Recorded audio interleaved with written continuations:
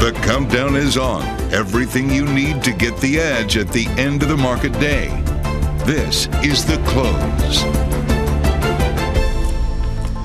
A risk-on start to the week, flipping to risk-off at week's end. Live from Studio 2 here at Bloomberg headquarters in New York, I'm Romaine Bostick. And I'm Scarlett Fu. We are kicking you off to the closing bell here in the U.S. Let's take a look at where things stand right now, especially when it comes to equities. The S&P 500 has been weaker for most of the day, though it did briefly go into the positive at midday. It really couldn't hang on very well. Most of the focus really on the expiration of options tied to stocks and futures, and so we see a big pickup in volume.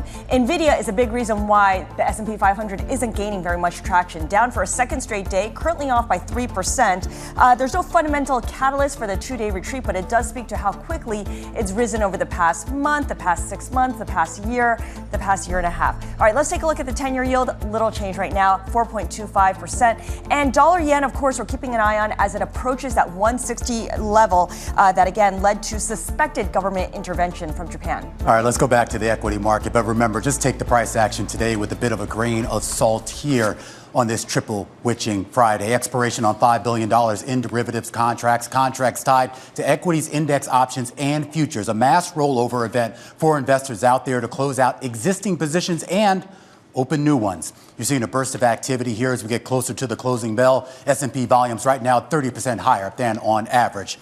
Now, this quarter's triple witching will be unique given the outsized dominance of NVIDIA. That single stock, one stock, has more options contracts expiring than any other asset out there, except for the S&P 500 itself. Unprecedented. Not surprising, though, when you consider 35% of the broad market gains since the last expiry in March are now directly tied to that rise in NVIDIA, which now makes up 7% of the weighting in the S&P. Let's roll that beautiful bean footage. Amy Wu-Silverman, here's her thoughts on it. You know, people had benchmark FOMO. They really had to jump in the pool because NVIDIA was so much of a weight of the benchmark. But you're actually seeing the opposite happen right now.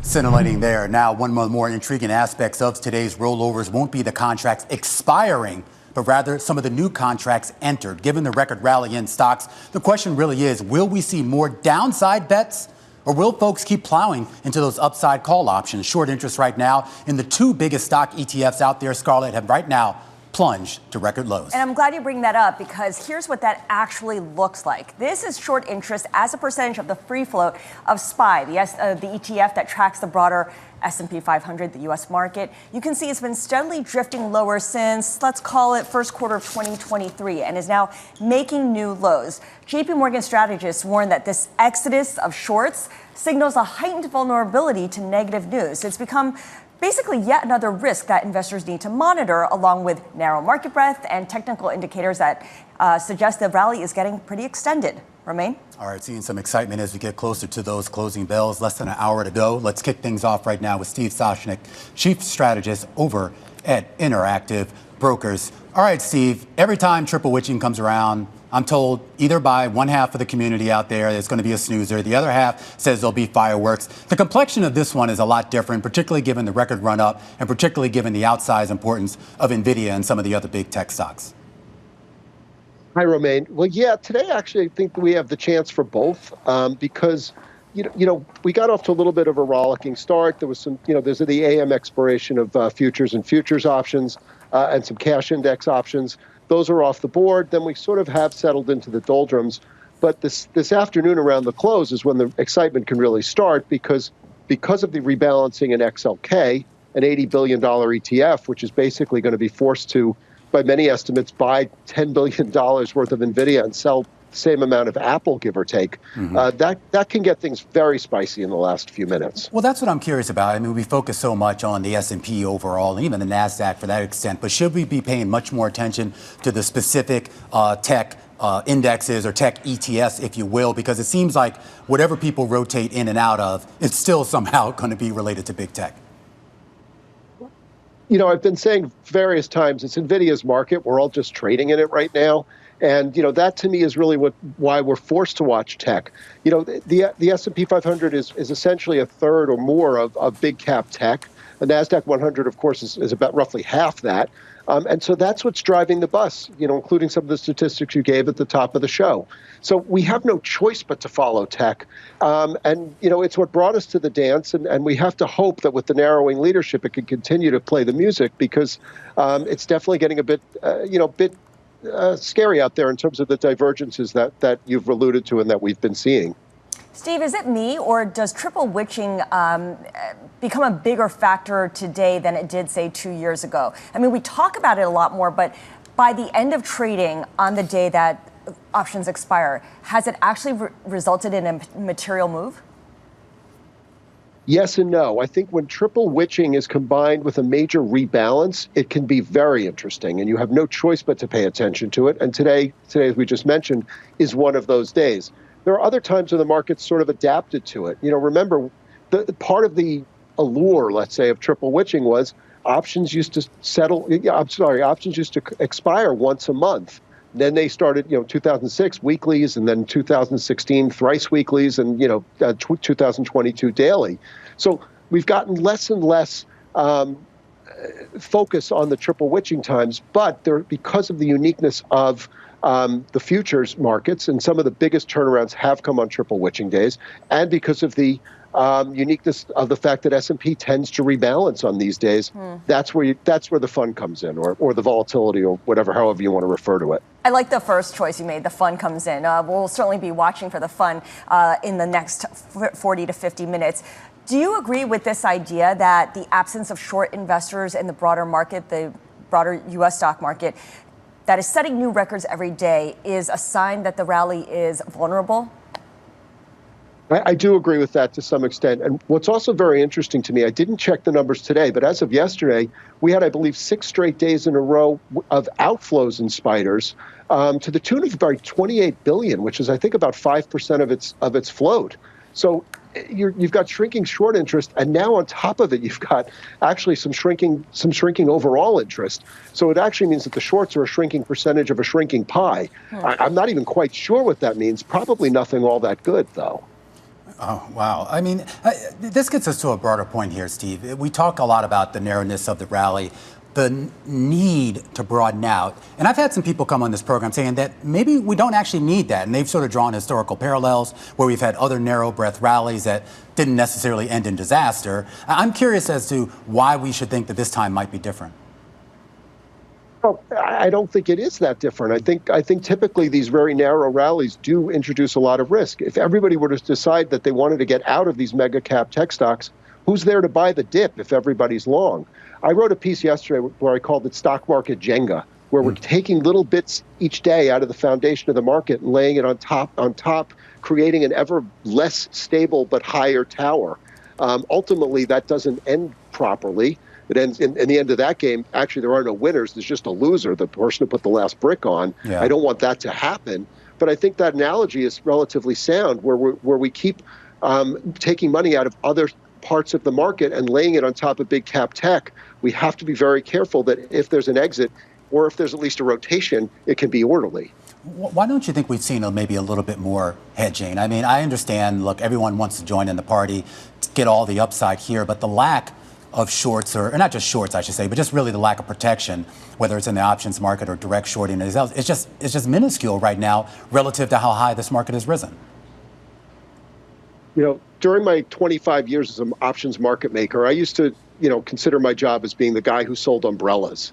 And it's not particularly popular to sell umbrellas during a drought. And that's basically what's going on with volatility. I think of volatility as a hedge. I like to think of VIX as much as anything else as a measure of the institutional demand for hedging protection. And quite frankly, we haven't had clouds on the horizon in so long. I think people have sort of put aside the need to think about hedging or to think about the protection that I think is important to consider at all times. All right, Steve, always a great insights out of you. Steve Sosnick there. Have a wonderful weekend. Chief strategist over at Interactive Brokers, helping us kick you off to the close here on a very hot Friday afternoon in New York. When we come back, a focus on the world, a focus on the yen, the dollar rallying for a fifth straight week, partly at the expense of the Japanese yen, why it could prompt the BOJ to hike rates sooner than later. Plus, a series of cyber attacks nearly send car sales across the nation screeching to a halt. And by the way, this is not the only industry being affected. We'll have all the latest. And one of the highest rated stocks on the street among Wall Street analysts is Microsoft, and those consensus ratings just continue to get higher. Citi raising its price target on the shares. We're going to talk to the analyst behind that call in just a second. Stick with us. This is The Close on Bloomberg.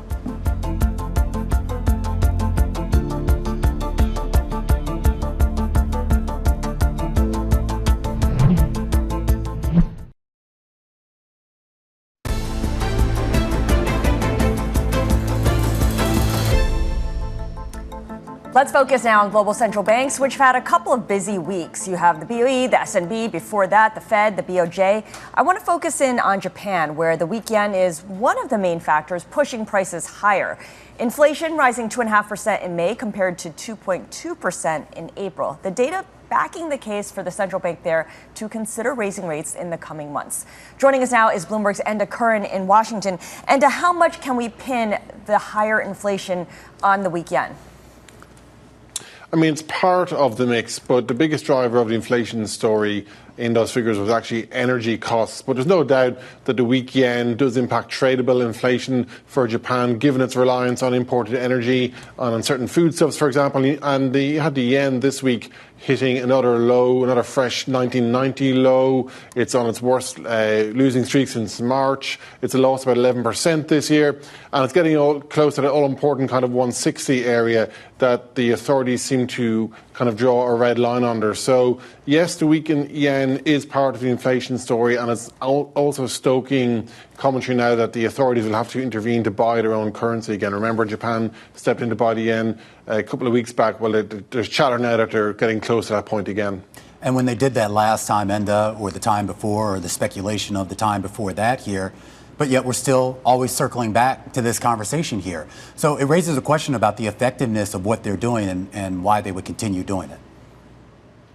It does. I mean, there's some degree of success, I suppose, in offering some stability to it. But I think a lot of people are noting that even with bets on Fed rate cuts increasing, the yen remains under pressure. And remember, so much of this reflects the U.S. yield story. So there's no real relief in sight for the yen. And then, of course, in a bigger picture, plenty of people will say that governments can only do so much when they're trying to buy their own currency or sell their own currency in a market as vast as the foreign exchange market. There is one other twist in this, by the way, and that is that Washington, of course, continues to keep an eye on what Japan is doing with its currency in terms of when it comes to, the charges of currency manipulation. The difference with Japan, of course, is that they are looking to buy their currency and make it stronger rather than weaken it. So that's why this intervention idea is still very much alive for traders and analysts. Yeah, actually, Romania and I were talking about that the other day, that it can get a little bit confusing if you think about a couple years ago, the U.S. was concerned that countries like Japan were perhaps manipulating their currencies and entering this currency war by trying to keep their currencies weak. Now let's not use the word accusing. Now we're concerned that perhaps Japan is doing the opposite, artificially inflating the value of the yen by buying it. So exactly what does the U.S. want here? Yeah, it's absolutely, it's a very valid question, Scarlett. And of course, Japan is also a key geo-economic ally of the US, and others are also on that list, the likes of Singapore, for example. I think the critical point is the US and, say, the G20 writ large do not want to see anyone cheapening their currency for competitive edge, to sell more exports. I think that's where things get really tense. Central banks and finance ministers are given some wiggle room when it comes to intervening because their currency is just moving too fast. It's too volatile, it's too choppy.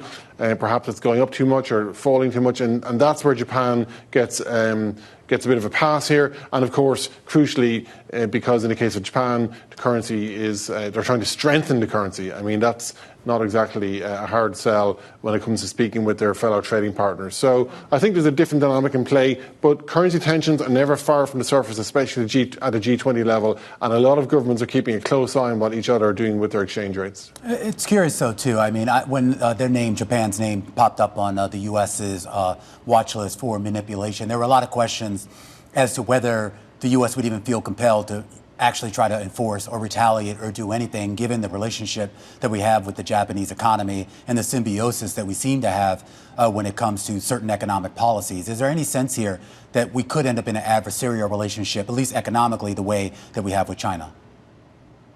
I think it's probably on a very different path. I mean, there hasn't been that much comment from Treasury on what Japan has been doing, but one of the comments that they have made is that Japan is somewhat transparent when it comes to their foreign exchange policy. So I think that's kind of code for, everyone's willing to look the other way on this. I mean, there's no doubt that when you have a government intervening with its currency, like that's breaching some of the kind of basic conventions of what all the G20 countries want to agree on. But as I say, Japan is getting a pass. When it comes to China, of course, it's a whole other story. Yeah. There's a lot of suspicion what China is doing with the yuan and trying to keep it suppressed and whether or not that's helping its exports. So I think very different dynamic at play. All right, Enda Curran there, down there in Washington. A closer look here at the potential implications there for the BOJ as the yen continues to weaken here. I was just taking a look, Scarlett, at the Bloomberg terminal.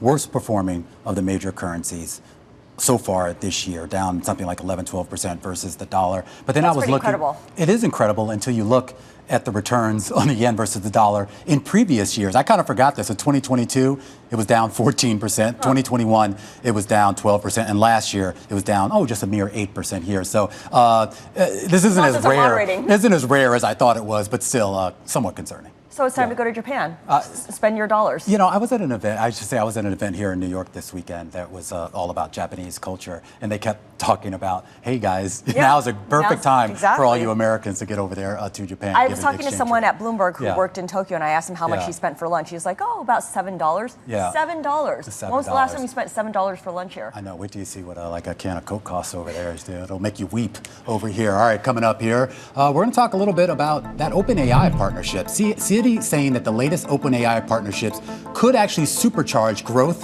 from Microsoft. The analyst behind that call up next. This is The Close on Bloomberg.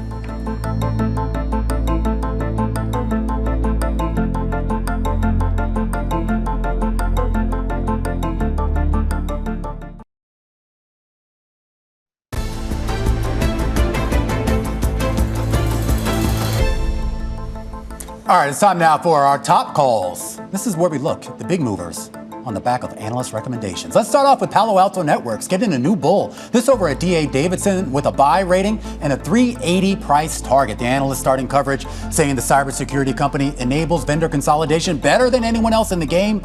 He sees room for growth given Palo Alto has only captured 7% of an addressable market share, quickly approaching $200 billion. Those shares on the day up about 2.5%. Next up, Palantir, though, getting a sell rating over at Monness Crespi for what the analyst calls a, quote, gluttonous valuation. Flair for words there, and he goes even further to highlight the dismal earnings season for enterprise software. His words, not mine. It says Palantir failed to live up to the 18-month generative AI propaganda cycle. In short, this analyst don't like the stock. The shares 8% lower on the day. Let's end on Microsoft, though. A little bit more of a brighter note. Price target getting raised to $520 from $495. This over at Citi with the analyst Tyler Radke, really focused on Microsoft's stake in the ChatGPT maker OpenAI. He says while OpenAI's revenue growth headlines are positive for Microsoft, he feels consensus estimates may still be a bit too high, though, in the coming quarters. Nevertheless, Microsoft, which is already up about 19% on the year, adding about 0.7% to that on the day. We're happy to say that the analyst behind that call joins us right now to dive a little bit deeper into what he thinks might actually help Microsoft. Tyler Radke, director and co-head of U.S. software over at Citi. And Tyler, let's get right to it here. I mean, everybody loves Microsoft. I was going through all the analyst ratings here, but I think it's interesting how you're linking your latest call to its actual investment in ChatGPT itself. Explain. Yeah, happy Friday. Thanks for having me. So obviously Microsoft and OpenAI have been partners for a while. I think what investors don't fully appreciate is Microsoft's stake in OpenAI is actually showing up on their financials. So if you go through the filings in the 10Qs, in the 10Ks, there is a non-operating other expense line where effectively Microsoft's stake in OpenAI is showing up as an expense. The reason why it's showing up as an expense is because OpenAI is generating a lot of losses right now, right? This is a lot of cost in buying GPUs in terms of training these high-performance models. That negative cost was effectively $500 million last quarter. And as we look out over the coming quarters, the other models out there aren't taking that into account. Now, again, this is small in the scheme of things for Microsoft. We're talking about 3 to 4 cents of EPS. Yeah. But that was something we wanted to flag despite our positivity on the top line. Well, but let's stay there, too, because it was a good flag. And I mean, let's face it, most of us don't read that far down the statements to even get to that, Tyler. But that's why, you get paid the big bucks over there at Citi. Give me a sense, though, as to whether that can flip to something positive, because all we hear about OpenAI is they want to flip to being a for-profit company. They want to potentially IPO. And if we do start to see valuations, at least the valuations that people want to attach to OpenAI itself, wouldn't that, in effect, benefit Microsoft's holdings? Yeah, so over time, and we actually built in OpenAI into our model. So we think it probably reaches profitability in 2 years, maybe 3 years, depending on the ramp of that. So this is something that you see with a lot of software companies. Recent IPOs, we often see how they're burning cash up front, but then they flip to profitability. So we think it happens over time. I think it's important to note, though, OpenAI and a lot of these AI startups are extremely capital intensive, right? I mean, you got to buy a lot of chips, you got to buy a lot of NVIDIA GPUs to make these models happen. So it's not like a lightweight traditional software as a service model. So, we think they will go profitable just given their scale and momentum. Revenues tripling on a year-over-year basis at a multi-billion-dollar scale, but still probably a couple years away. Okay, so when OpenAI gets profitable in 2 to 3 years, as you project, what will that mean for Microsoft's stake? Will it maybe pare some of its exposure, cash in, or is it likely to increase its stake, or is it just pretty much sitting pretty with what it has right now? Yeah, look, Microsoft invested in OpenAI before ChatGPT was even released, right? So they had incredible foresight into where this technology could go. So that initial stake, it's hard to know their exact ownership of OpenAI. We estimate probably around 45%. Ultimately, when there is a liquidity event or an IPO for OpenAI, Microsoft is going to see a great gain on that. Clearly this is a big positive. I think just a very small nuance around the quarterly numbers here. All right, good stuff. Tyler, really appreciate it. Tyler Radke over at Citi. It reminds me of that idea that Yahoo owned a stake in Alibaba, Yahoo Japan. Wow. Yeah, back in the day, that. right? And that was like... And that was all they had. Yes. Yeah. So obviously we're not comparing apples with apples, Yeah. but the fact that Microsoft has this stake in OpenAI, and eventually if it does go public, I mean, that's going to be a huge part of its valuation. Wow. See, that's why I love working with you. I forgot all about that. Yeah, Marissa Meyer thanks you as well, because that was literally their only source of growth and profitability until, And she was also on the cover of Vogue, I think, and some other stuff, right? Yeah, she was a big media person. She made the rounds. Yeah. She made the rounds. How's Yahoo doing? Let's move on. All right, coming up, car dealers I'll Yahoo that are the latest targets of cyber attacks. We're going to have the latest on how it's affecting 15,000 dealers across the nation. Don't go buy a car this weekend, Romain. Oh. Might not be able to bring one home. Or maybe I should. Maybe I'll get a deal. On Bloomberg. I don't know. They don't have computers. Exactly. Got the upper hand.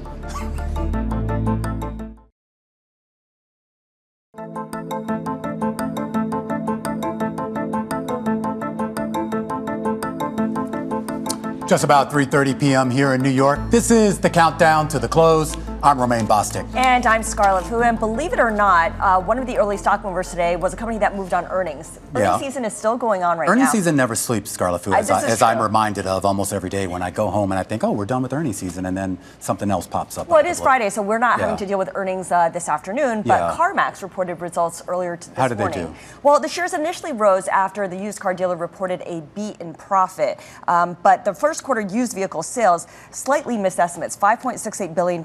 Analysts were looking for $5.69 billion. We know consumers are definitely pulling back on spending, especially on big ticket items. Yeah, this is what I'm curious about too, because we've kind of heard the cracks. I mean, I think earlier in the year we were focused primarily on EVs, but now we've seen just cars across the spectrum, hybrids, ICE vehicles as well. People just aren't buying them, and obviously a lot of that has to do with financing conditions, which aren't good unless you want to pay, 18% or some ridiculous percentage rate. So if you don't have cash to buy, what are your options? And it's not like you got cheap cars anymore. It's like, I mean, I'm old enough to remember you can go buy a decent car for, less than 10 grand. Yeah, that doesn't happen anymore. And on top of that, auto insurance is really high too. Yeah, okay. What were you going to tell me about? Nothing. It was another joke, Scarlet Fu, but you jumped on my joke. It is Friday afternoon. It's about you going down memory lane, right? Yeah, which is what I do pretty much on this show nowadays. But let's get to our guests. We'll keep us in the here and now because we do want to stick with autos here.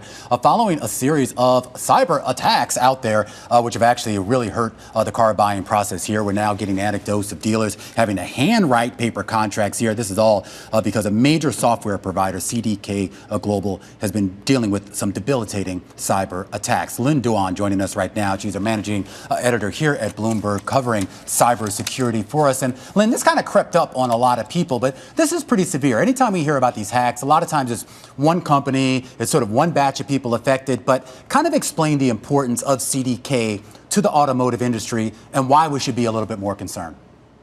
Crept up is a good word to use in this instance, and thank you for having me. It's funny because I was literally just exchanging messages with the head of our auto coverage earlier today, and we were both remarking on the idea that we would have never in a million years thought that we would be diving deep into the car dealership management software system industry to be covering what we are covering now.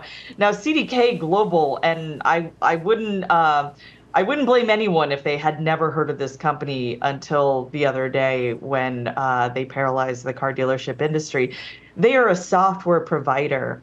What they do is they provide the core product that is used at roughly 15,000 car dealerships across Canada and the US. And this suite of software tools, what is referred to as a dealership management system, underpins virtually everything that any auto retailer does at a dealership. And that goes for new car sales, they need it. Car repair services, they need it. Ordering parts for those repair services, they need it. So as you can imagine, it has paralyzed the entire auto industry in this region. Does no one else make dealer management systems? There are just a handful of companies in all of North America that actually supply DMS systems. As a result, thousands of stores are reliant only on CDK's services for lining up things like financing and insurance and managing the inventories of vehicles and parts. There is even an entire ecosystem of companies within the DMS supply chain that rely on CDK for their own services. So there is sort of this knock-on effect that is occurring in which not just the car dealers are affected, but this entire supply chain that services the car dealerships on the other end. So it raises a question, though, as to how we resolve this, Lynn. Usually when we get these types of cyber hacks, usually the option is the company or someone along the chain ends up paying the ransomware, the data comes back and everything gets back online. Is this going to be that simple and clean? Ransomware attacks are never simple or clean, even when, and let's be clear here, I don't believe that CDK has confirmed that this is a ransomware attack. There are a lot of different types of cyber attacks. This certainly has the characteristics of an attack in which the hackers would demand a ransom. Now, if a ransom is being demanded and the company pays, you can't just assume that they're going to hand over passkeys, plug in those passkeys, and all of these systems are magically going to reappear for all of the car dealerships within seconds. That's just not how it works. In fact, some of these passcodes take weeks, if not months, to restore systems for. And there are a lot of companies who are just outright refusing to pay those ransoms these days because they realize that it would take less time to just rebuild their system from scratch. Yeah, good for them. Well, in the meantime, we know that means a lot of people who want to get cars and are going to car dealerships can't get anything done. They're just waiting. And in some cases, the salesmen are using pen and paper to try to figure out whether these folks are creditworthy and whether they should be extended a loan. Talk a little bit about this cyber hacking incident over at LendingTree subsidiary Quote Wizard as well, because over there, we're learning that hackers are selling the data of some of the consumers who are affected. That's right. We broke the news last night that LendingTree was indeed hacked. and that the data was stolen, and the data pertains to customers of LendingTree's unit, its subsidiary. Now, that cyber attack was specifically connected to this hacking campaign against Snowflake. Snowflake is a cloud-based data analytics provider.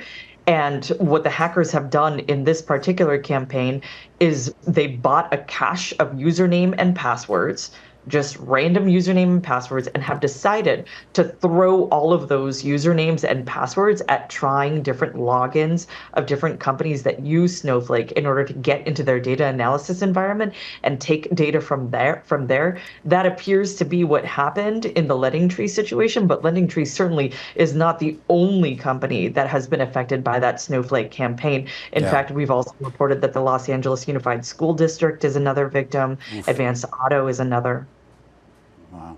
All right, Lynn, going to have to leave it there. Lynn Doan, nice look here at some of the recent cyber attacks, including that big one right now on a major software supplier to the automotive retailers there. Scarlett, and I mean, it raises a good point. I mean, our story has some of these anecdotes like how do you run a credit check if you don't have access to all the databases out there, and not to mention financing and other things here. And I don't know, if you're just winging it with pen and pad, I mean, is that real due diligence? Because I could just come in and tell you anything.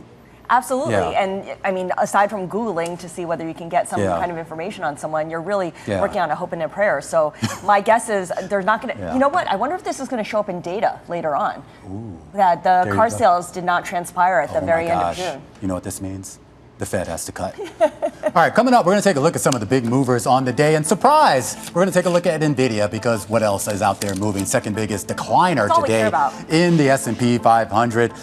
There's a lot of questions here. The sell-off, is this related to triple witching, or is this a cooling here of the AI boom? Abigail Doolittle up next with our stock of the hour. This is The Close on Bloomberg.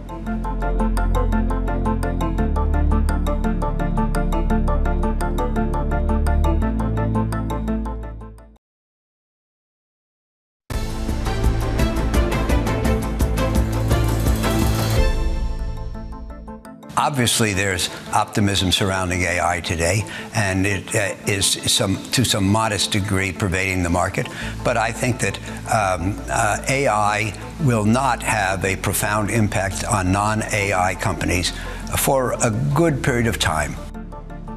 All right, Oaktree's Howard Marks weighing in on the strength and reach of the AI hype. And of course, the person, or the company, I should say, right at the top of that hype remains NVIDIA, but finding itself in a bit of a slump for a second straight day here. Shares down about 3% today, matching similar declines from yesterday. Is this all about AI right now, or is this more just about triple witching and some of the rebalancing going on at quarter's end? Abigail Doolittle is here with our stock of the hour, and it is NVIDIA, and we'll just broaden that out to all of AI here. What are we seeing here with this decline in NVIDIA? What is this about? Well, I think it's a little bit of both. I think that it is certainly the expiration, because single stocks, according to Alon Rosen and Oppenheimer, that's the biggest portion of the expiration this year, which means that there's a lot of dispersion beneath the surface. And then I think that with a stock yesterday into the open, up 180%, people want to know whether or not the fundamentals are there. Now, relative to NVIDIA, we were talking about this. I mean, we talk about it all the time. The growth is there. The valuation is not awful on some metrics, but just a bit of a cooling. In terms of next week, because something that's interesting that is happening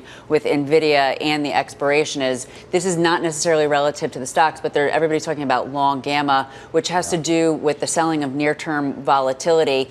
Is that going? People think that next week there's no longer going to be that selling of near-term volatility, which is going to allow stocks to trade freely, but we don't know that yet. And Chris Murphy and Alon Rosen both seem to think that that's less likely. But sorry, when you say they're not going to be selling the volatility, so people are making a bet here, we're going to see well, people are saying that if the current selling of volatility that is allowed for this grind higher, this melt up in stocks, if it doesn't happen next week, it could create the movement for some volatility. But most of the experts, the sources that I've been talking to, seem to think that it's going to be the opposite. And they also think that it's interesting that the big question is, are people going to continue to go into NVIDIA and Supermicro and Micron and all these AI frenzy stocks, or are we going to finally finally see the rotation into value and cyclical names. Yesterday, there was a nice rotation into some of the cyclical names, actually. But it was ever so brief. Yes, ever so brief. That's kind of been the playbook for the last couple of months. Another thing that we, of course, need to mention is the rebalancing of XLK, the ETF that tracks the tech index, because NVIDIA's weighting in that is fairly small compared to, say, Apple. And so that needs to be rebalanced a bit. And so a lot of people are expecting index funds to buy a lot of NVIDIA and sell a lot of Apple. You know, it's funny, Scarlett, I have not heard that so much. And I think because of the degree of this expiration, greater than $5 trillion, that more focus has gone to that. And also in terms of some of the rebalancing, more specific to the overall index, we heard about it. But it certainly leads to the volume event that we saw both on the open and potentially at the close. On the open, I think it was 400 or 500% above the 20-day moving, the 20-day average for volume. At the close, we will see. But yeah, lots of volume. Not so much volatility, though. At the index level, I mean, we barely have any movement right now. You know, I'm just looking at the most actively traded stocks by value, individual stocks. $49 billion worth of NVIDIA shares changing hands. The second most actively traded company by value is Apple with $14.25 billion. I mean, that's a massive, massive gap. That you're right. That is a massive gap. And the funny thing is, Apple is once again, though, more valuable than NVIDIA. Microsoft and Apple more valuable than NVIDIA, taking that back over. But in terms of that volume, that really speaks to the AI frenzy. People just don't know what to make of it. How long is it going to last? Are there more applications? Apple, of course, today had a little bit of negative news around that app, their AI, in terms of halting the European. Ed Ludlow was saying that there could be an effect on numbers. Yeah. But I think the thing that I'm really the Europeans always ruin everything. What's the problem? I don't know. They like rules. They like rules. Great food. All right. Abigail Doolittle. A lot of heat also. Our stock of the hour, NVIDIA.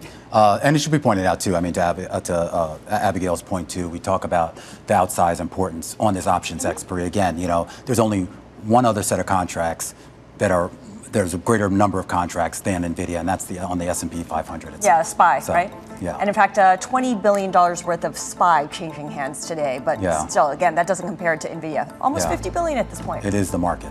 It is the market. It's NVIDIA's world and we're just living in it? That's what Steve said. Yeah. All right. Coming up, Lynn Doan is joining us, Senior Equity Strategist at Federated Hermes. This is The Close.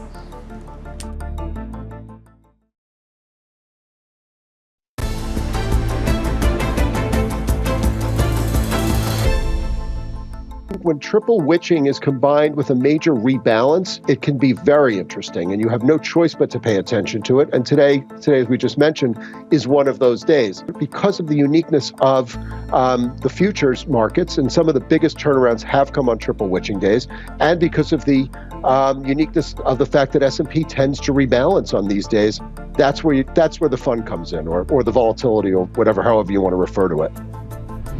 Steve Sosnick of Interactive Brokers kicking off today's show.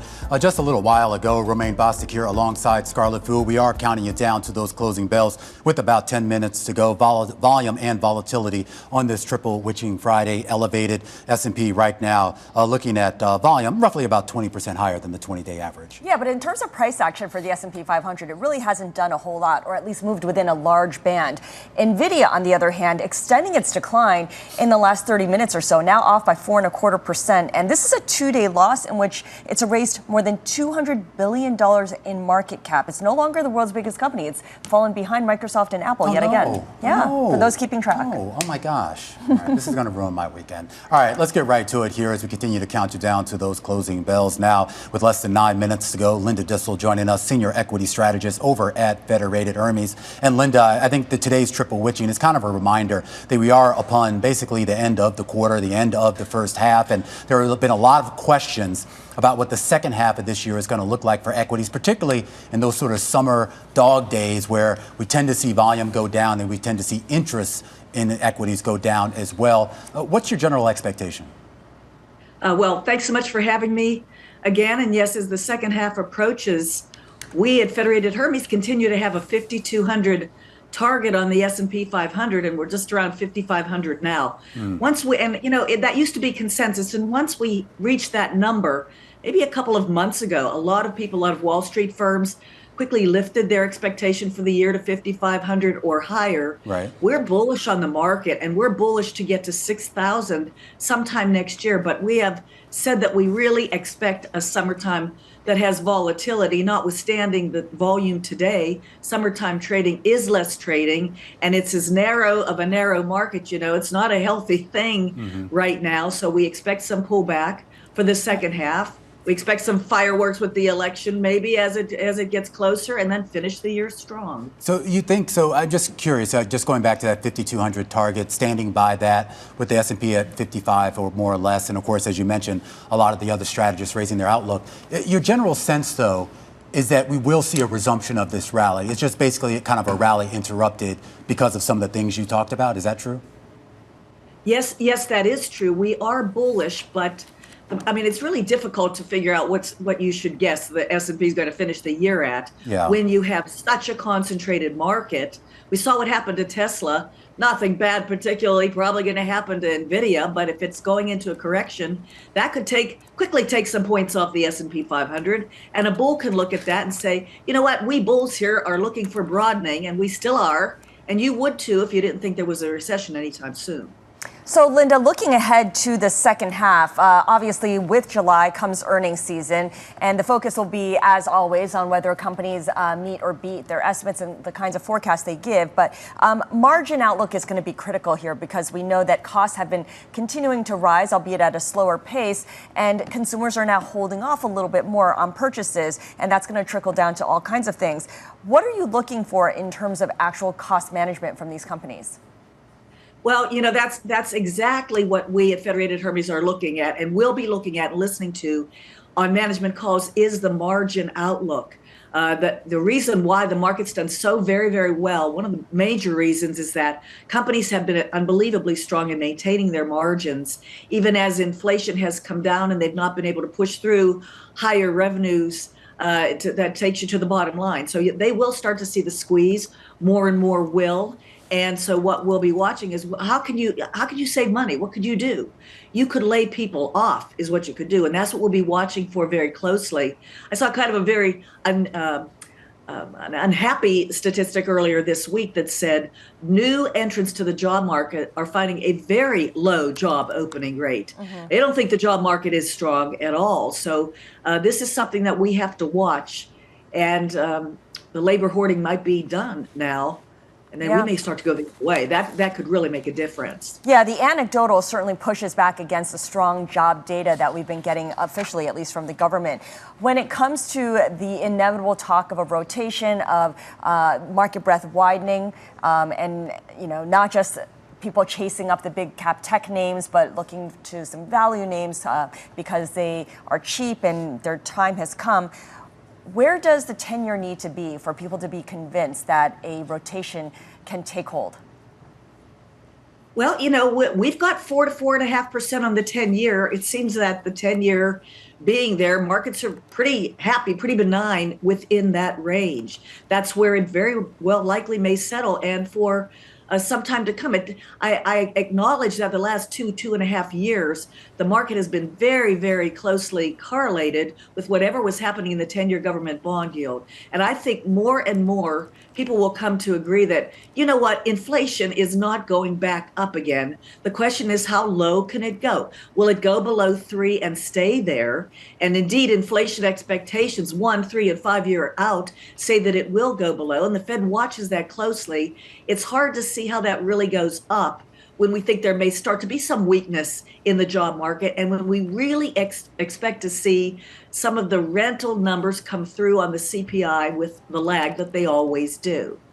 All right, Linda Duessel there, going to have to leave it there. Senior equity strategist over at Federated Hermes, helping us count down to these closing bells. And it's interesting, her last point there, Scarlett, particularly when it comes to rates and more importantly, benchmark rates, because everyone's been looking at that 10-year saying, look, when we start to get down closer to that 4% level, that could actually open up some possibilities for some of those mid-tier companies and smaller cap companies where the valuations do change more favorably if you do have a lower baseline there on benchmark rates. The last last time the 10-year was at 4%. Oh my was gosh. back in early February of 2024. Oh, so it's been a while. Okay, And that's not that far back. I thought you were going to say like dip. back in the halcyon days of like 2022 or something. But I mean, look, I mean, we're getting there, right? I mean, I know this week kind of broke that trajectory. I mean, yields are still up on a weekly basis here, but when you consider what happened the previous 2 weeks, maybe, and more importantly, you look at CFTC positioning, things like that, the position is still toward the downside for yields. Yeah, absolutely. Yeah. I mean, the conviction is that the Fed will need to do something soon, Yeah. and it's going to happen in the second half, although there's a lot of pushback that the inflation data is not going to cooperate that much. There was a note yesterday, a strategist who was actually making a bet that we actually might see action in July at the Fed meeting, which I thought was certainly a contrarian call there. I don't know if Jay Powell has that message or not, but we shall see. I'm sure he'll be pressed on it. Anyway, it was a pretty busy week here. We saw a lot of activity in the commodities space. We should point out the VIX, while it is elevated around that 13 level, still under control here as you move closer to the closing bells. Volume picking up here on this triple witching. Stick with us. This is Bloomberg. The Closing Bell, Bloomberg's comprehensive cross-platform coverage of the U.S. market close, starts right now. And right now, we are 2 minutes away from the end of the trading day. Romaine Bostick and Scarlett Fu here to take you through the closing bell. And that's our global simulcast. It begins right now with Carol Master and Tim Stinovic in our radio booth as we welcome our audiences across all of our Bloomberg platforms. And that includes, of course, our partnership with YouTube. Closing out the week here on a slightly different tone than where we started. Carol Master, though, some price distortions because of the options expiries happening today. Also known as triple witching. I know you guys have been talking about it. We all have at Bloomberg. But yeah, that's a really good point. Having said that, in a week that was an interesting one, right? No trading on Wednesday because of the Juneteenth holiday. We had some records on the S&P 500 and the NASDAQ. But it's interesting to see kind of things settle down a little bit. But we are still looking for an up week on both the NASDAQ 100 and the S&P 500. Interestingly enough, even though we're not seeing the S&P 500 move significantly today, volume is up 42% of its 20-day average, above that, as a result of that triple witching. So it's pretty incredible to see the increase in volume, despite the fact that we're not seeing big moves on an index level. Yeah, absolutely. I mean, you do have a ton of money moving through SPY, the ETF that tracks the S&P 500, $25 billion worth. But you know what's double that? The amount of volume in NVIDIA, 52 and counting, almost to $53 billion worth of shares changing hands. Yeah, and it gets to a big question, though, too. I mean, everyone's so focused here on the options expiry, what people are exiting, but I am kind of curious to see what people enter into. Is this sort of people will just re-up new contracts in the same old stocks like NVIDIA? Do they rotate into something else that isn't NVIDIA, isn't AI? Right, what comes out after this, right? Where do they go? That's exactly. an important thing. And that's going to really set the tone, I think, for the next few months of the year. Let's walk you through the numbers here on this Friday afternoon. Again, take some of this price action with a grain of salt because of the triple witching, but you are seeing some green on the screen, particularly for the Dow Jones Industrial Average and the Russell 2000. The Dow up about 14 to 15 points. That's only a fraction of a percent here on the day, but some people will take it. The S&P lower by about 8 points or 0.1%. The NASDAQ down by a similar amount on a percentage basis, 0.2% to be precise there.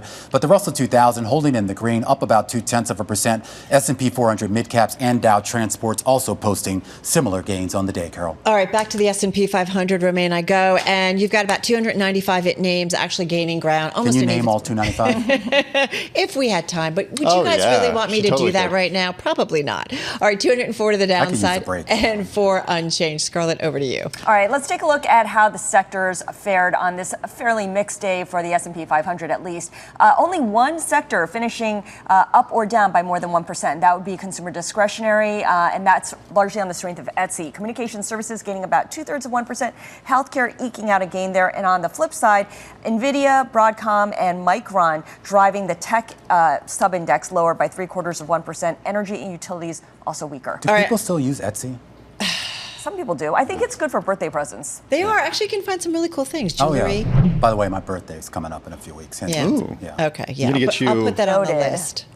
What should we get? What should we get them? Don't worry. I'll put a list on your desk. Okay, thanks. Knitted socks? Yes, sure. Okay, we're on it. All right, let's get to, I can't name all of the gainers in the S&P 500, but here are some that were moving to the upside. I have to say it was really kind of tough to come up with names. Tim giving me a little bit of an assist here. SPR, Spirit Aerosystems. This went up about 6%. You guys know the news. Rallying after there were reports, Reuters reporting Boeing is nearing a deal to buy back the company after substantial progress in separate talks over the work its former subsidiary undertakes for a rival Airbus. Basically, Airbus and Boeing are kind of, dividing it up, if you will. And the programs that they do for each of them. But so Spirit, definitely an outperformer in today's session. A company with almost kind of a similar ticker, Sarepta Therapeutics, up 30% in today's session.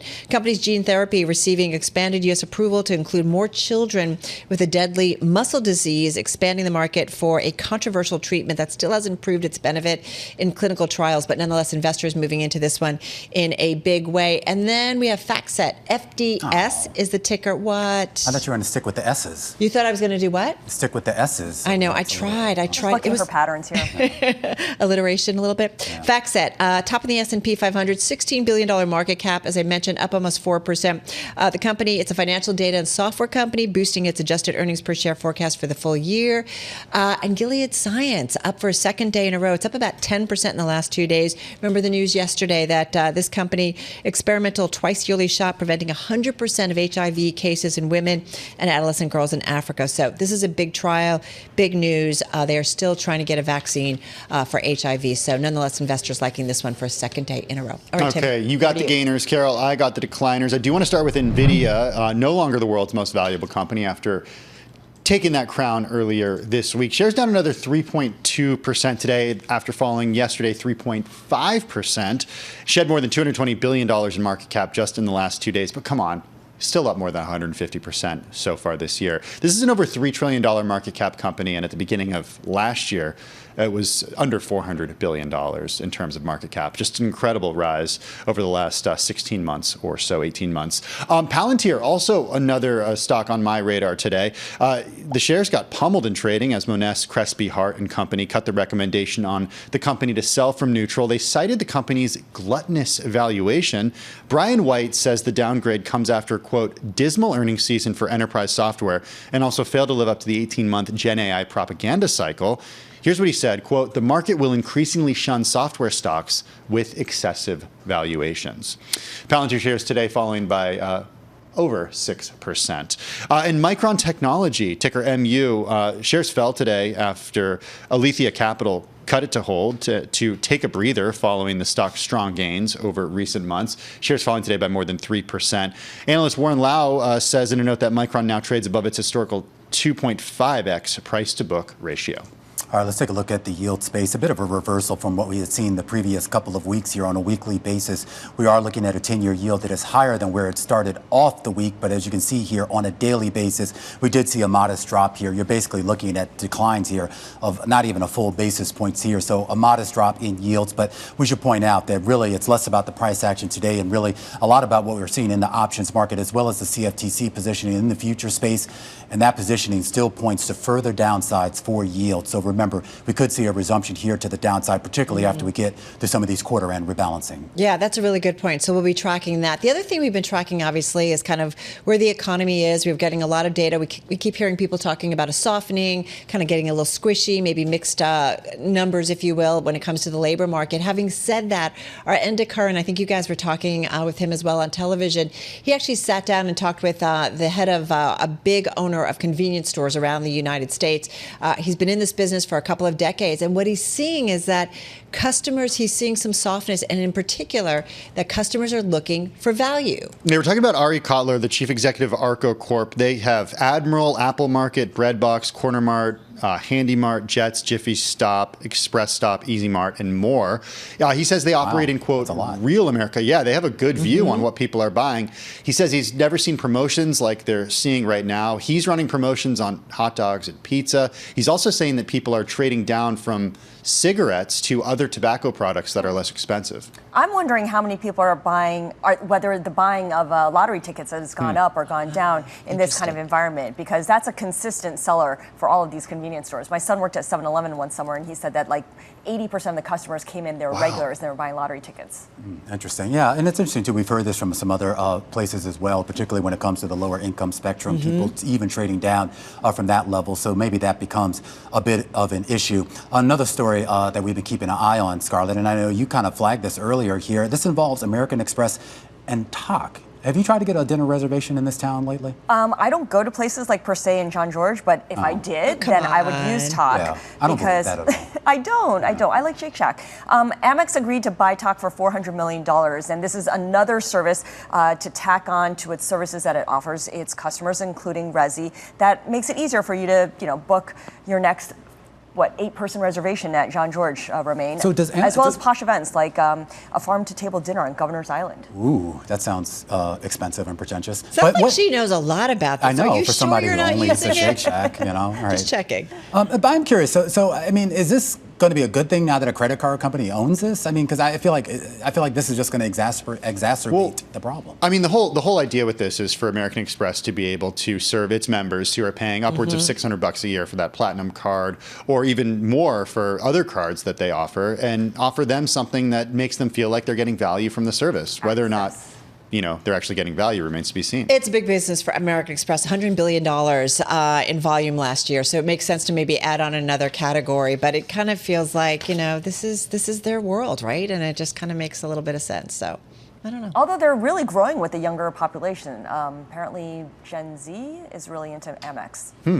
I've read that recently. So Gen Z and baby boomers. Gen X is not into Amex, is it? Gen X, yeah, no. Gen X is the best. We don't count anyway. Let me just say, give a shout out to Gen X. We're awesome. I agree. Yeah, okay. Underrated. We're awesome. Underrated, thank you. Truly an underrated generation. Forgotten. All right, guys, that's a wrap. Have a great week and a safe weekend. We will see you again. Our cross-platform program, Closing Bell, radio, TV, YouTube, Bloomberg Originals. We will see you again, same time, same place on Monday. Don't go anywhere. Our coverage continues right here on Bloomberg Television as we close out the week. A look back and a look ahead here. A lot of moves going on in the Treasury space. A conversation up ahead with Kevin Nicholson, Global Fixed Income CIO at Riverfront Investment. This is The Close on Bloomberg.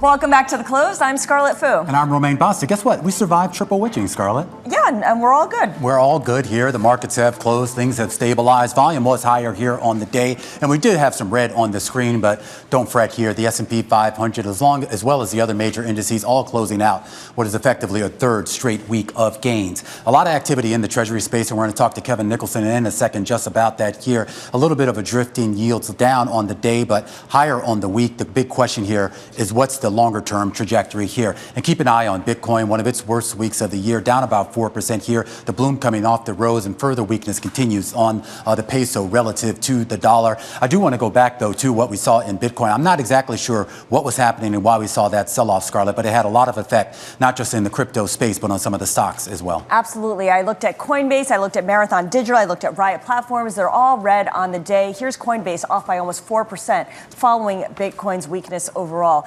Sarepta Therapeutics, that is, a big gainer here in the trading day, up by 30%. It did surge as much as 40%. This is a biotech firm, and it certainly benefited after an FDA official decided to give broad approval to the company's gene therapy for a rare muscle disease in children. Even though the therapy actually didn't succeed in trials, parents had advocated for this controversial $3.2 million treatment. A lot of people are saying that this was the best case scenario for this particular company.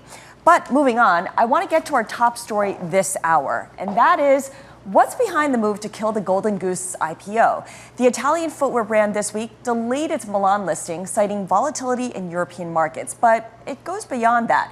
Golden Goose had already tempered its valuation expectations, and the outlook for luxury goods overall has been softening, as reflected in the months-long decline in luxury stocks, which were weighed down by concern over earnings and demand out of China. We're going to examine the headwinds facing luxury retail. All right, we are going to get to that story in just a second. We want to focus a little bit right now on what's going on in the Treasury space as U.S. Treasuries Actually, at one point this week, we're on the brink of breaking even, erasing this year's losses. So that came to a little bit of a stall over the course of today and yesterday. Kevin Nicholson joining us right now for his insights on where we might go next. He's the global fixed income CIO at Riverfront Investment Group. And he wrote, given the strength of the economy, we may be experiencing a bottoming in yields in the short term. It would appear with the Fed delaying rate cuts, the 10-year will move back up towards that 4.35 to 4.5 area in the coming weeks. Kevin joining us right now to talk a little bit more about this. And Kevin, there are a lot of folks who fall into your camp on this. There are also, as you know, a lot of folks who fall into the opposite camp, who look at a 4.2 right now on a 10-year yield and say, we're going even lower. What keeps us at this level or higher? Well, thanks for having me, Romain. I think what keeps us at this level is if we have a strong Q2 earnings season, for sure, that is going to help push yields higher, because it means that the Fed is going to keep rates higher for longer. And, the market isn't going to have, they're going to price out the rate cuts that they have penciled in for this year. And right now, we've already gone from 3 in March to now the Fed only thinking about 1. And so I think that that's going to play a very important role in determining where we go in these coming weeks. Right now, the Atlanta Fed has Q2 forecasted GDP at 3%. So if we come in somewhere around that 3% level, I think that we will see yields go back up. For those investors who are either right now currently invested in treasuries or maybe looking for entry points here, do you recommend that they stay short duration given what you just said, or is there an opportunity to go a little longer? Well, so here's what I say, that at this point, yields have moved a long way when we think about where we started from 2 years ago when we were, had around a 1% to 1.5% 10-year.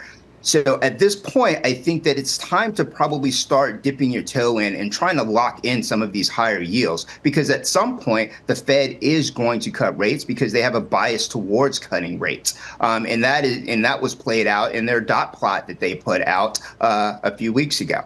So that being said, I really like the 3 to 10-year part of the curve right now, and the reason for that is that it's not as hurt as much or impacted as much by the assumptions that the Fed makes or their changes in their interest rate forecasts. And so that also allows us to, get 4.25% plus yields if we're buying treasuries. And then if we want to take on some additional risk and take some credit risk, we're able to get some additional yield on top of that. Okay, so let's talk about taking risk on the corporate side in terms of corporate debt. You do say that you like high yield for certain investors that have a higher risk tolerance. And a lot of that is tied to this idea that the 2025 maturity cliff has not materialized in the worst way possible. Give us a sense of how much of the fear has been eliminated based on what we've seen over the past couple months.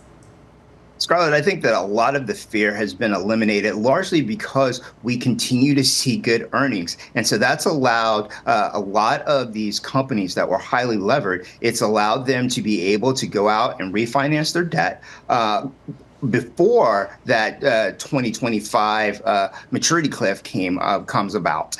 And so that has allowed them to either extend their maturities or actually retire some of that debt because we've had such a strong economy. And so what we're seeing is you're probably seeing around, 8 to 10% of these maturities each year. So it's not like we are being beset with just a ton of maturities coming forward. So that's allowing for us to see high yield do a little bit better. And we've seen yields come down in high yield, and largely that is happening because of the strong economy. And especially you're seeing like these double B companies that are actually getting upgrades into investment grade.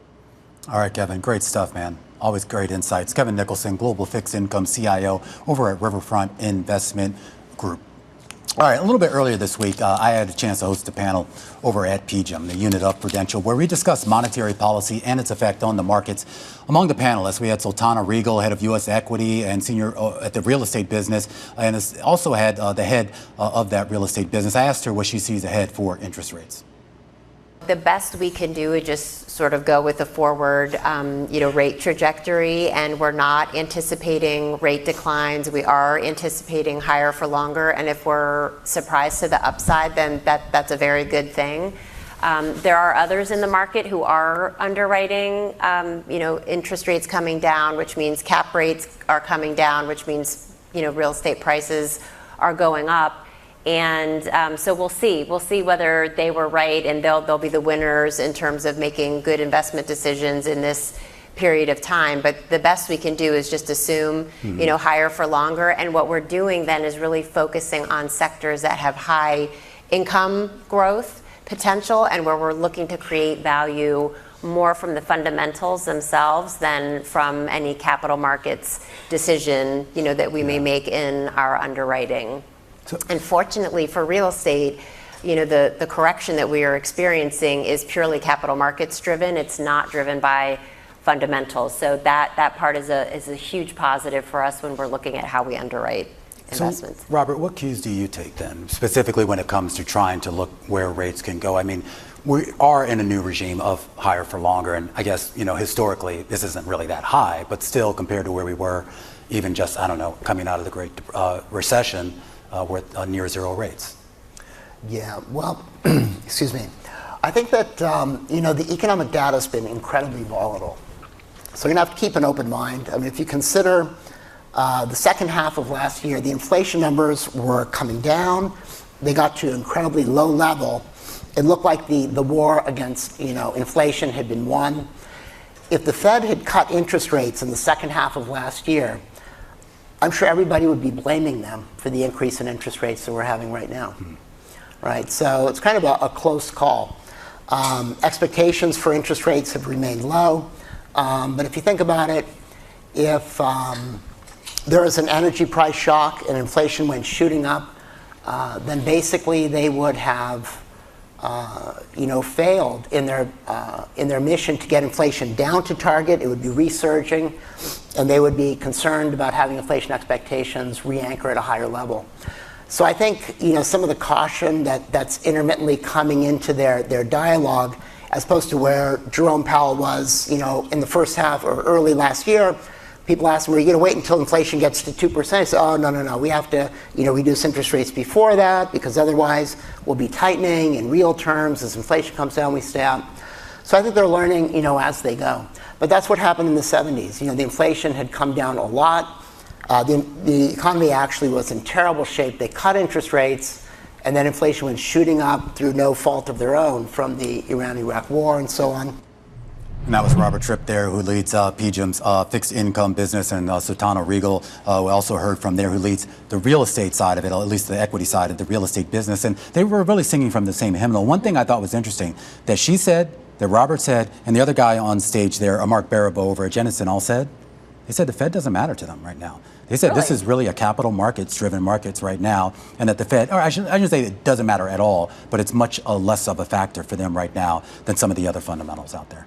The fundamentals have set themselves up where the Fed matters less. Matters less, and the idea is that even if the Fed does move, whether it's a cut or hike or whatever, they're saying that the initial moves are going to be so inconsequential to a lot of those investments that for a lot of them they're just not paying as close attention Right. to. I mean, even when the Fed does move, the rate hike campaign over the last couple of years has made it so that higher for longer is going to be the mantra, even with a 25 basis point and not a single one of them thinks that we're coming down significantly anytime soon. They truly returning to believe pre-pandemic the higher levels, for longer is here. No, that's absolutely the case. I mean, it's a different system completely. We're not going back to those. Remember ZIRP? No one talks about ZIRP anymore. I do remember ZIRP. I bought my a house in the ZIRP days, and You're loving your mortgage rate. Trying to buy, well, no, not really, because we're trying to buy another one. Okay, not loving your new mortgage rate. Yeah. All right, coming up, we've got the top three, where we focus in on the top three movers and shakers at the center of some of the day's big stories. This is The Close on Bloomberg.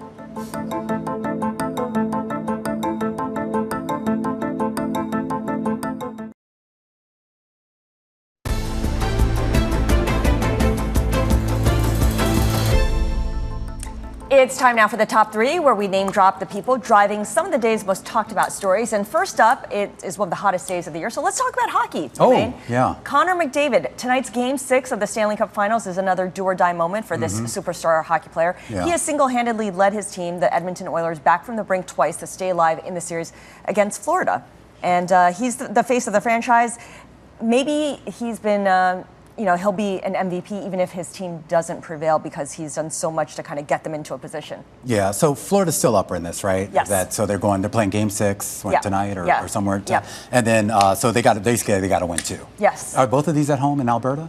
I actually don't know where tonight's game is. Yeah, that's a good question. All right, well, something to keep an eye on there. Of course, he is the man of the moment, a man who used to be of the moment, but maybe trying to weasel his way back in, is Masayoshi Son. He gave an interview with the Wall Street Journal, and he says he's about to make a big bet on AI. Of course, he is one of the co-founders of SoftBank, and he talks a lot about NVIDIA being the fish that got away, but he's teasing a new investment in a major AI play. Now, he doesn't say what it is, but I thought this was funny. He says, quote, "It could be a big hit or a bad flop."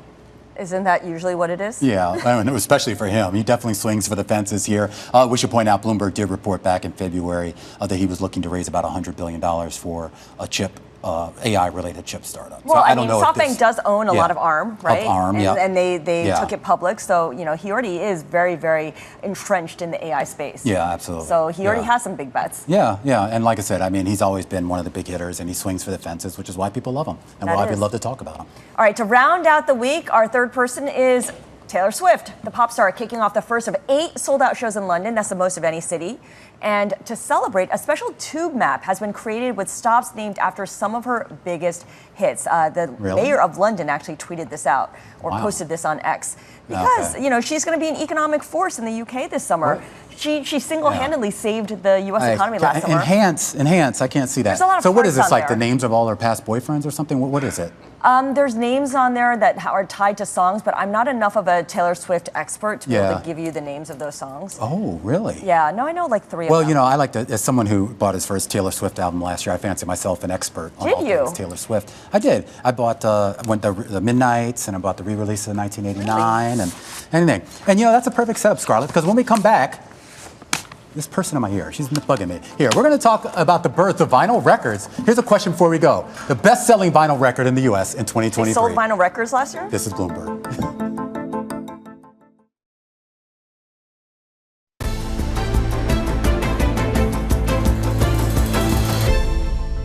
All right, let's look back in history. On this day, June 21st, 1948, Columbia Records demonstrated a long-playing vinyl record, a so-called micro-groove disc that played at a slower 33 1/3 revolutions per minute and could hold as much as 23 minutes of music per side. According to the Library of Congress, the first release featured the New York Philharmonic Orchestra performing Mendelssohn's Violin Concerto in E minor. Not necessarily a bop, but the new format would change the face of how artists record. At that time, remember, 78 RPM records could only hold about 3 minutes of music per side, which really limited the types of songs released. The songs had to be short and sweet, with no long intros, no extended break beats, and in some cases, not even a chorus. But the longer 33 1/3 format gave artists the ability to experiment with more complex arrangements and conceptual things. Think Dark Side of the Moon or Joe's Garage. Vinyl evolved, and it became the multi-decade standard for all music releases. The Recording Industry Association of America estimating that in 1973, more than 700 million vinyl albums and singles were sold. That accounted for more than 80% of the market. The best sellers of all time, most arrived in the 80s. Michael Jackson's Thriller at the top of the list, followed by AC/DC's Back in Black. But by 1985, cassettes overtook vinyl, which were overtaken by CDs in 1993, which was overtaken by digital downloads in 1997. But vinyl did see a resurgence in the 2010s. Last year, Scarlet Fu, more than 40 million vinyl records were sold. That was the most since 1989. And though that's still less than the 20% of all purchased music, and the breadth of what sells is much narrower, which leads us back to our question of the day. What was the best-selling vinyl record in the U.S. last year? The answer, Scarlet Fu, may surprise you. It was Taylor Swift's 1989, the Taylor version. This sold about 1 million copies. In fact, when you look at the top 10 bestsellers last year, 5 of those top 10 were Taylor Swift recordings. You also had 2 Lana Del Rey records on there as well for some reason, and Olivia Rodrigo had managed to squeak onto the list. The list, though, also included a blast from the past. There you have it. Fleetwood Mac's Rumors, the classic 1977 album that had already sold 40 million copies, racking up an additional 206,000 in 2023 alone. The boomers come back with Fleetwood Mac. Of course they do. All right, that was fascinating. I had no idea Taylor Swift, again, topping the charts in vinyl as well. Let's switch gears from music to luxury because European shoe brand Golden Goose, it was set to be the new kid on the market today, but it actually postponed its IPO as it deals with a lot of political and market volatility in Europe. During a trip to the flagship Bloomingdale's store here in New York City, I spoke to the store's chief merchant, Denise Magid, about how customers are gravitating towards this trend of customization. But we have it across the store. We have a Golden Goose sneaker customization where you can personalize your sneakers because everybody wants something a little bit unique and kind of to stand out. And you really saw that with Golden Goose, as she told us. So let's get more perspective on what happened with Golden Goose, the state of luxury retail, with Hitha Herzog. She is Chief Research Officer at H Squared Research. Hitha, it's so good to see you. It's good to see you too. So tell us a little bit about Golden Goose, because it's not just specific to Golden Goose. I mean, luxury retail is having a moment of reckoning here. Oh, absolutely. And we saw this sort of manifest with this failed IPO of Golden Goose, or I should say a delayed IPO, right?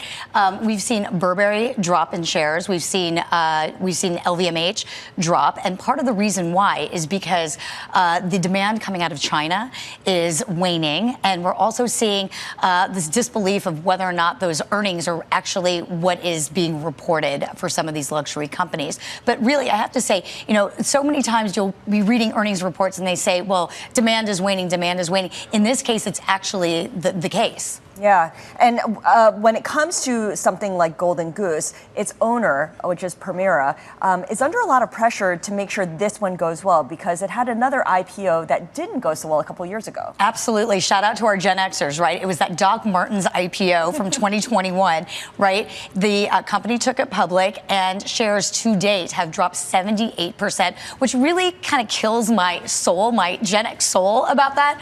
But Permira didn't want the same thing to happen. So if you look at what had happened over the last couple days, this reads like a salacious Netflix mini drama, right? The conversations that were happening between the executives of whether or not they were going to do this, the IPO, the shares were going to price out on the lower side at 950 euros when actually to a $2 billion potential offering.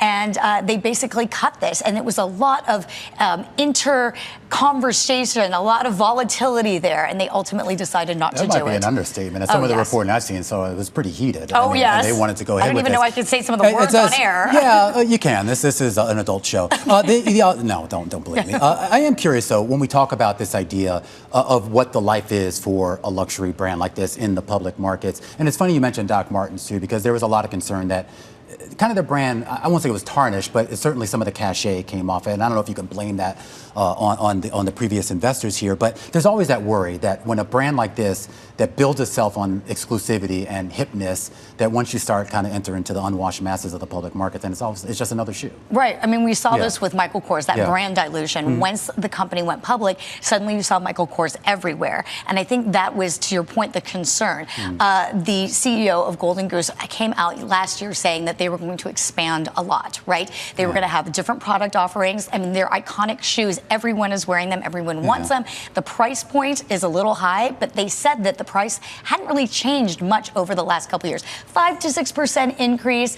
I think for the demand of the customer, it's really sort of agnostic. The customer didn't really blink to for that. a sneaker that costs $500-something, right? I mean, 5 to 6%. Yeah, I mean, it's the customer didn't really. I mean, again, that price didn't really blink. But when it comes to overall and the health of the company, when they're expanding that fast, trying to include a bunch of stuff and then expand into stores, that's when it starts getting a little dicey. But that's kind of the curse of the public markets. I mean, you have to grow. And if you're a single sort of brand company like this, a publicly traded company, the pressure is on. I sort of wonder how you contrast that with more of the conglomerates, whether it's the LVMHs or the Richemonts, publicly traded companies, but they have a much broader umbrella. So if one brand is, they don't necessarily feel much urgency to just sort of put as much Louis Vuittons out there or whatever, you know? Well, you know, the chief merchant said this at Bloomingdale's, so everything is getting very specific and very tailored and personalized for that person. These conglomerates have the ability to do that. So I don't know if you've been in a Vuitton store recently. I mean, I'll admit that I have been. They kicked me out. Okay, you can actually customize your luggage, your handbags now, and that's where that customization is going to. That is expensive, but the conglomerates have the ability to do that. When you're dealing with a smaller company, sure, you have the customization, but expansion costs a lot. And when you have a small company racking up expensive debt, and when you're then trying to go public, when the headwinds of inflation is coming back to normal levels, but it's still there, and demand is waning, I mean, I hate this term, but it's a perfect storm for a potential disaster. What do you think? Do you think Golden Goose will eventually go public in terms of timing? Are we just waiting for the European elections to get passed? I think that really has a lot to do with it. And as you know, the French election is coming up. It's on the 30th, the legislative election on the 30th and the 7th. I was talking to some of my French friends, and they were saying what is really driving this, right, is if it goes either way, extreme right or extreme left, there's potential for chaos in France. And France is seen as a sort of stable democracy. And once you start futzing with that, that's what becomes a little scary for companies that are not only based in Europe, but also abroad. All right, Hitha Herzog, great stuff, Chief Research Officer over at H Squared Research. All right, let's flip from luxury shoes to, well, beauty products. It's time now for our next up segment. This is where we highlight the entrepreneurs and founders that are really moving the needle out there for our economy, the markets, and technology. And today we focus on a company aiming for big scientific breakthroughs in the skincare market. Sophie Bai joining us right now. She's the founder and CEO of B.A.I. Biosciences. She's also a chemical biomedical engineer with degrees from both MIT and Harvard. All right, so you've just put Scarlett and I to shame here in terms of our credentials, but let's talk about the skincare brand here and kind of what makes it unique. And I mean, we bring up your background here because this folds in to what you created and why you created it. Explain. Yeah, definitely. Thank you for having me here. It's rare to have a scientist being put on spotlight. I grew up, competing in math and science when I was 7 years old to try to get better opportunities and for better education. And, I discovered anti-aging compound when I was 16, and NASA named an minor planet after me. And so I got opportunity to work at MIT immediately with Dr. Bob Langer when I was a freshman in college on cancer drug therapy. So there I learned the most advanced techniques to create cancer drugs for prostate cancer, lung cancer, and type 1 diabetes. And beauty has always been very personal for me because when I competed in a public speaking contest at the age of 11, I had acne and eczema flare up, and the judges said that I looked ugly, and they kicked me out of that competition. Wow. Well, okay. Well, so since then, that was my moment of realization that, skin is important. And people judge you by how you look. And we need better treatment to create something that's drug-like to make skincare healthy. I'm curious that when you talk about your background in developing cancer drugs and how, I guess, some of the molecules, and obviously I'm not a scientist, so forgive me if I don't get this right, about some of the molecules that you study in treating those cancers, how that translated into skincare. What's the link there? What I've realized is that those are two completely different worlds, right? So if you look at pharmaceutical companies, the R&D expense as percentage of revenue is about 20 to 25%. And when you look at beauty companies, the R&D expense of revenue is about 1 to 2%, right? So completely different ways of running the business there. But what I see is all the exciting things happening in oncology, in immunology, right? Science has evolved so much, but why are we still using retinol or tretinoin that was discovered more than 100 years ago? So I really see the discrepancy in terms of what upstream R&D has been done for the world of dermatology, where I believe everybody is a patient. So tell us a little bit more about the product that you do have on the market. Pavise is the first brand that you commercialize, and it uses your molecule called the Diamond Core molecule. In layman's terms, what does it do that other skincare products don't do? Yeah, so Diamond Core molecule is what we invented at our lab to do 3 things. Number 1, it provides the highest UVA protection. So when you think about skin aging, UVA is the biggest culprit that is responsible for up to 80 to 90% of skin aging. And in combination with reactive oxygen species, ROS, that is basically the 97% of skin aging. So if you really look at skin aging, our skin is the organ that ages the fastest. The reason is because it's exposed compared to all the other organs. So we don't have to age the way that has been happening. Right, so we're really using first principle, trying to design a molecule that can target the root cause of aging, which UVA, ROS. And on top of that, my background is drug delivery. So, transporting molecules from A to B within the body. So this molecule also helps assist the transdermal drug delivery of other paired actives used in combination to achieve results in terms of people who are suffering from rosacea, melasma, and any other skin condition. Okay, got it. You mentioned UVA, so I think of sunscreen right away. What do most companies get wrong with sunscreen? Is there something there that's not quite ideal, that's not delivering what it promises? Yeah, that's a great question. I think it comes with regulation because in the United States, sunscreen is regulated as a drug, right? And then there are certain things that you need to do as a drug. SPF, I think, is the biggest misconception where people think, oh, I want a really high SPF product. But SPF is just UVB, mainly UVB rays, which has nothing to do with aging rays UVA. And UVA is, 90% of the rays that are exposed in our environment. So when you think about SPF, it truly is just about burning. Right, burning and skin cancer, whereas we really overlook the UVA rays that are actually causing a lot of the skin damages, long-term skin damages, including skin cancer that people care about. So you've done a pretty decent job raising money, getting attention for this company. I'm told that isn't Jay-Z's venture company an investor as well? I mean, you've gotten some big investors here. What do you think, what was kind of the selling point to them? I mean, when you went to them and you were making these pitches to them, what do you think appealed to them most about your product lines? When I pitched to them, I had no product. It was just me and my lab at MIT. So what stood out to them, as they told me, was they see the genuine passion I have about this industry, that I'm doing something completely different from others who typically are still very focused on branding and marketing, which I'm doing the complete opposite. My thesis is if we can create efficacious molecules that work, which should in turn decrease the marketing spend overall and to really have the consumer loyalty and consumers keep coming back. So it's the mastery of the science behind the product rather than the marketing and the packaging of the product itself. Yes, exactly. Sophie, thank you so much for joining us today. Thank you Sophie for having Bai me. is CEO and founder of Biosciences. All right, great stuff. That was really interesting. Yeah, really fascinating Thought through all stuff. of that, especially when it comes to sunscreen. Yeah. It's been brutally hot today. We have not gone outside since I think 7 a.m. Yeah. Because we're trying to avoid the sun right now. I But went outside. Oh, you've been outside? Yeah. Okay, you got tan. All right. When you walked look 3 at what blocks. happened in the markets, And I lost like 12 pounds. I know, in exactly. water weight. Exactly.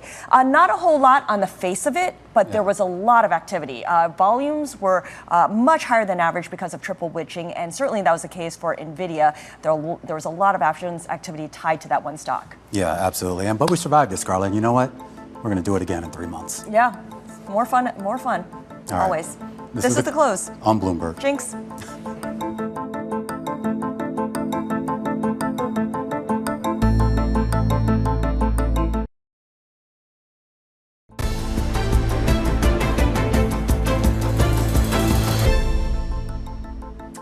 Young investors are increasingly ditching the 60-40 approach to investing, 60% equities, 40% bonds. Now, according to a new B.A.I survey, Gen Z and millennial investors are turning to alternative investments, with nearly 3/4 saying stocks and bonds alone can't deliver above average returns. Let's bring in now Drew Watson. He is head of art services at Bank of America for more. So Drew, you head up art services. So when we were talking about alternative investments, you're looking at art specifically. Walk us through what kind of art we're talking about here. Yeah, Scarlett, and thanks so much for having me. So the type of art that we're talking about here is really what we would call blue chip art. In other words, kind of investment grade art that you would find in the major private collections and also museum collections across the world. We work with some of the largest private collectors and also museums out there and have interesting visibility into what's going on in the space. But when we talk about that art, Drew, I mean, what are we talking about here? Are we talking about like masters paintings or the big contemporary artists? Everybody had to have a Jasper Johns or something crazy on their wall. I mean, have people evolved and realized that there's a much broader area of art out there right now? I think so. I mean, look, the largest and fastest growing segment of the art market is still post-war and contemporary art. So that's art really from 1945 through through the present. Also, modern masters, which was the art created from 1900 to 1945. That's your Picassos, Matisses, etc. This is really the category that's driving the art market, both in the auction space and also in the gallery space. How easy is it for someone to acquire a piece of art, though? If someone comes to you and says, I want to start collecting art, I want this to be part of my portfolio, I want this to be part of my net worth, how do they go out to find something that fits their price point? Yeah, it's a really good question. So I think, number one, people are collecting art primarily for its aesthetic value, but many of the wealthy are seeing art as an asset class that will increase in value over time. So according to a recent study that Bank of America put out that you referenced, this is the top reason for collecting art. 56% of collectors consider art as part of their wealth management strategy, even if they are collecting it because they love it, because they have the passion for it. Yeah. And we see this number increasing drastically among younger collectors. That's 98% of younger collectors are thinking about their art as part of their wealth management strategy. And Drew, it's not just art either, though, too, right? I mean, we've seen this in the collectible space. I mean, I know a guy who has this crazy watch collection. I didn't quite get it at first until he started telling me the values of some of them on an individual basis. You got all the sneakerheads out there. And then you have other things, too, out there as well, including like old cars. Exactly, yeah. So it's not just art, but it's also collectibles, jewelry, watches, wine, which is what the auction houses refer to as luxury. You also have collectible cars. And then you also have collectibles that are really relevant to contemporary culture, like sneakers, sports memorabilia, et cetera. We've seen a drastic increase in the secondary market for these types of objects, certainly in the past 5 years. All right. Great stuff. Drew Watson, head of art services over at Bank of America Private Bank. A closer look here at the allocation, Scarlet Fu, if you will, for younger investors, 60-40. That's passé. I don't even older investors aren't even doing 60-40. But it is interesting, though, too. I have a lot of friends who obviously aren't Gen Z, more Gen X, but they've all moved pretty deeply, not just into art, but some of the other collectibles that he mentioned as well. Yeah, no, absolutely. Whether it's comic books or vinyl records, that's another possibility. Baseball cards. Yeah, I know. A lot of that happened during the pandemic when people kind of went through all their stuff and they were like, wait a minute, I actually have a lot of stuff worth a lot of money here. And it's also sort of a recognition, though, of how valuable that stuff is. I remember it was like a couple of years ago when I think it was Christie's or Sotheby's had their first kind of like hip hop related auction, and this was stuff that a lot of people had looked at even 10 years ago and been like, what's the value of that? And but now we see, if it's a cultural phenomenon and has that staying power, there's value to the collectibles that go along with it. So there you go. All right, do you collect anything? Birkenstocks, but we've talked about this, and they're not. Well, hold on to them. Just keep them in the box, Scarlet Fu. All right, we're going to set you up for what to watch over the next week. This is Bloomberg.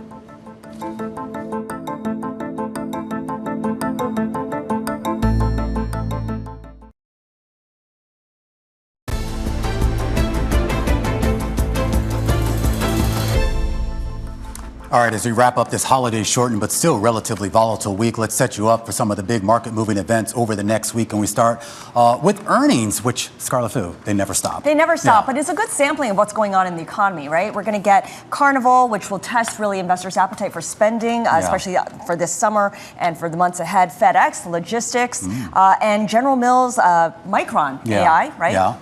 And Nike will be really interesting given they've had some issues. Yeah, Nike's had a lot of issues. We'll see if Micron manages to get its mojo back. Also, a big event going on next week, 2 days, the Bloomberg Invest Conference kicking off here in New York. We're going to have a lot of great interviews, including with TCW head Katie Koch, Gary Gensler over at the SEC, and I'll have a sit down with Robin Grew, the CEO over at Man Group. Okay, so you definitely don't want to miss that. Todd Bowley of Eldridge Industries, they own a lot of sports teams, so a lot of good conversations coming up on Bloomberg Invest.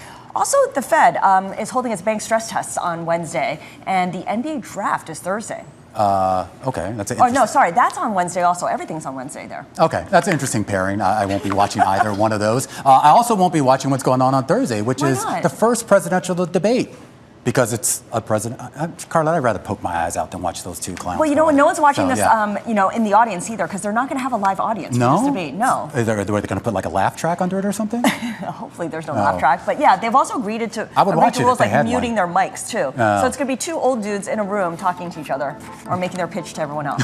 It's just like, okay. All right, and we also get economic data to round out the week here. A closer look here at the Fed's preferred inflation gauge PCE data on Friday. Thanks for joining us on The Close. We'll be back next week right here on Bloomberg.